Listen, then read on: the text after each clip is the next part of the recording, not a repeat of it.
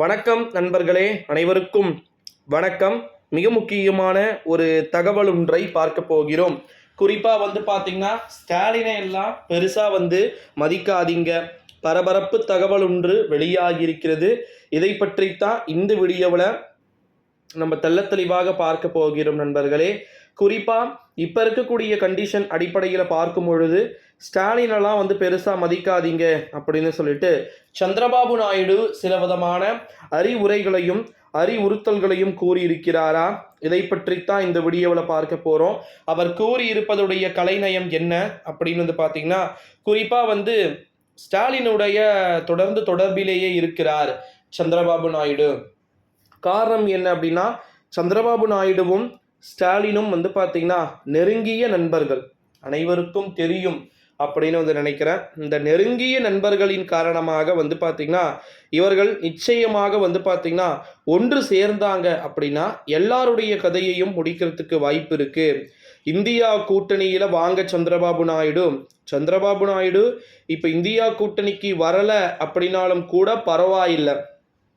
NDA கவர்மெண்ட்டுக்கு பார்த்தீங்கன்னா கூட்டணி ஆட்சிக்கு ஒரு ஸ்திரத்தன்மை இல்லாத ஒரு ஆதரவு எங்களாடம் பார்த்தீங்கன்னா தனிப்பட்ட முறையில் ஆதரவு இல்லை அப்படின்னு சொல்லிட்டு முடிஞ்சிருச்சுன்னா கண்டிப்பாக பார்த்தீங்கன்னா ஆட்சி கலைகிறது அப்படின்ற சூழலை நோக்கி நகர்வை உறுதியாக எடுக்கும். ஓகேங்களா? இந்த ஒரு சூழ்நிலையில தான் இப்போ இருக்கக்கூடிய கண்டிஷன் படி ஸ்டாலினை எல்லாம் பெருசாக மதிக்காதீங்க, ஆட்சி கலையாது, அதற்கு நாங்கள் கேரண்டி அப்படின்னு சொல்லிட்டு தொடர்ந்து பேசப்பட்டு கொண்டு வருகின்ற சூழ்நிலையிலும் நம்முடைய சந்திரபாபு நாயுடு பார்த்தீங்கன்னா இருப்பதாக தகவல்கள் என்பது வெளியாகியிருக்கிறது. இதன் அடிப்படையில் பார்க்கும்போது தான் ஸ்டாலினை பார்த்தீங்கன்னா பெருசாக மதிக்காதீங்க அப்படின்னு சொல்லிட்டு சொன்னதற்கு தனிப்பட்ட காரணங்கள் பார்த்தீங்கன்னா இருப்பதாகவும் செய்திகள் அப்படின்றது வெளியாகியிருக்கிறது.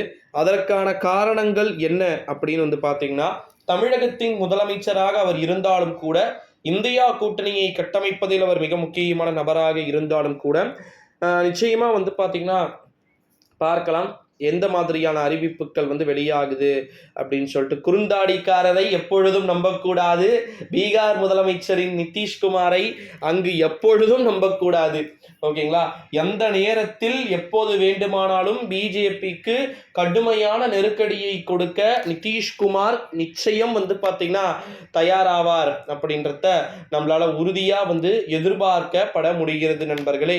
ஸோ நீங்க பார்க்கத்தானே போறீங்க என்னென்னலாம் நடக்க போகுது, எப்படியெல்லாம் ஆட்டி வச்சு என்னென்ன பண்ண போறாங்க அப்படின்றத A to Z பார்க்கத்தான் போறீங்க. ஸோ மறக்காம சேனலை பார்த்தீங்கன்னா சப்ஸ்கிரைப் பண்ணி பாருங்க. ஸோ பார்க்கலாம், கூட்டணி தொடர்பான தொடர் பேச்சுவார்த்தைகள் போய்கொண்டிருக்கிறது.